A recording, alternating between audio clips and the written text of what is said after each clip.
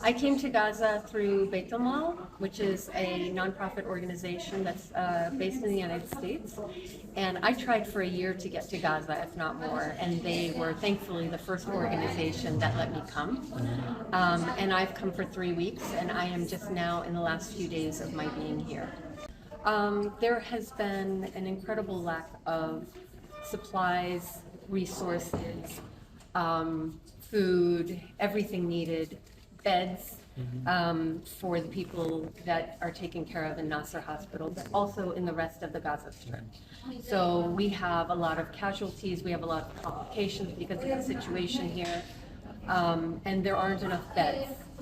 Even in maternity, there aren't enough beds. So every decision made to take care of a woman and her pregnancy, or a child that comes in, or anybody affected by the war, by shrapnel, by malnutrition, we have to decide, do we have enough beds? How do we take care of people? So it affects every single thing that happens in the hospital. I have seen so much malnutrition here. I've seen it in the pregnancies that we've seen. I've seen it in the babies that come out. I've seen it walking through the emergency room with the kids and the men and women. So I see it everywhere. I see it in the staff who every day talk about how hungry they are. And they still, again, show up for work. It's amazing. So we see complications in infection rates, right? If you don't have enough nutrition, you cannot fight off infections. Because of the situation in the Gaza Strip, because of how people are herded into camps and evacuated, the conditions for sanitation are lower. So they already come in maybe with an infection, and then if they're not fed and they can't find food and are starved, they can't fight the infection. So we see this. We see this in pregnant women who have trauma, who have shrapnel, who have burns. They're pregnant, but they also have all these burns and wounds and injuries. How are they, in their malnourished state, supposed to not only sustain pregnancy, but also fight off the wound and infections and the surgeries that need to happen? So these are the things that are really complicating the issue.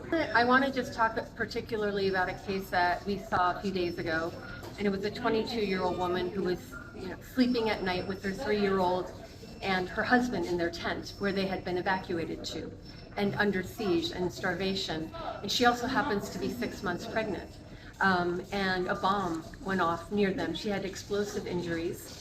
She had explosive injuries to her face, and she lost her eye. She had explosive injuries to her legs with burns, and she has trauma to both of those, and also shrapnel into her abdomen that didn't hit the uterus and the baby, but she had to have a big surgery. So now she has to also recover from her wounds. She needed to have extensive surgery. She has burns. And on top of that, she has to heal her own body, but she also has to take care of this pregnancy that's 6 months old. So imagine the stress on her. Her husband unfortunately died, and her 3-year-old also ended up with wounds in the hospital. So all this stress, all this trauma, I can't imagine, not only for this family what they're going through, every single person who's here in the Gaza Strip who has to deal with this. So we know in the studies from many, many decades that malnutrition and stress can lead to pregnancy complications. The stress of living under siege, the stress of malnutrition, the stress of the bombings, the stress of all the trauma that's going around affects a pregnancy.